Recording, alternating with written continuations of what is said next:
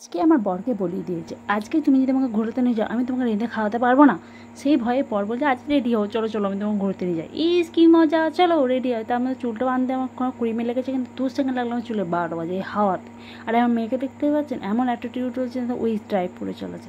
আর এই দেখুন এই নদীটা পাস করতে করতে কোথায় চলে এলাম, আরে মামার বাড়ি, ভারী মজা কি তাই তো।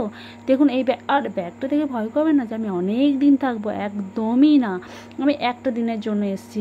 আর এইখানে আমার মেয়ের কালার, কারণ একটা মাই জানে তার ছেলে পুলে কালার। আমার এক কোনায় একটা জামা পড়ে আছে, ফুল ব্যাগটাই আমার মেয়ের সব কিছু জিনিসপত্র।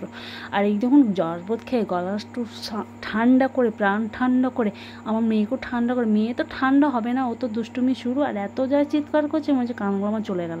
আমি মাইকে বললাম শান্ত হয়ে শো, মান সম্মান রাখ, আমার একটু শান্ত হয়ে রাখ। সে কোথায় থাকবে, সে তো ঘরে তো উত্তার করে দিল। আর এখানে আমাদের খাওয়া দাওয়ার ব্যবস্থা করছে, আমরা খেয়ে নিই। চ্যানেলটা সাবস্ক্রাইব করে দিন।